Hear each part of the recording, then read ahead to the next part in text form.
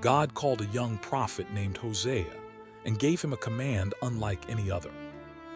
"Go marry Gomer," the Lord said, "a woman who would not stay faithful, a living picture of Israel." For a while she stayed, but already her eyes wandered restlessly toward the street and other men. She bore a son, and God named him Jezreel, a sign of judgment soon to fall upon the land. 3 children came with heavy names: Jezreel, then No Mercy, and at last Not My People. Then Gomer slipped away into the night, chasing after lovers who promised her more. She feasted with rich men and bowed to Baal, crediting her grain and wine and gold to them. Hosea stayed home and raised the children alone, his heart breaking with a faithful, sorrowing love. In time she fell to ruin, stripped of everything, standing destitute on a slave trader's block.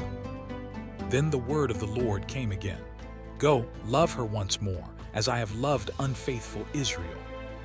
So Hosea paid silver and barley, and bought back his own wife from her slavery. He wrapped her in a clean cloak and led her gently home, mercy stronger than betrayal. This was the whole message: a wayward people beneath a love that simply would not let them go. Far to the north, Naaman, the great commander of Aram, was honored by all, but he was a leper. A little Israelite slave girl told his wife of a prophet in Samaria who could heal him. With his king's letter and a fortune in silver, gold, and garments, Naaman set out for Israel. The king of Israel tore his robes in panic. "Am I God, to heal a man of leprosy?" But Elisha sent word: "Let the man come to me, and he will know there is a prophet in Israel." So Naaman halted his chariots and horses outside Elisha's plain and humble little house. A servant brought the message: "Go, wash in the Jordan 7 times, and your flesh will be clean." Naaman turned away in a rage. "Are not the rivers of Damascus better than all the waters of Israel?"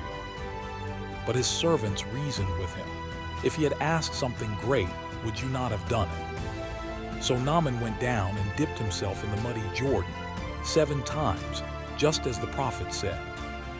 And his flesh was restored like the flesh of a little child. He came up clean and whole. He returned to offer Elisha a reward, but the prophet refused to take anything at all. Humbled, Naaman went home vowing to worship the Lord alone, carrying 2 mule loads of Israel's soil.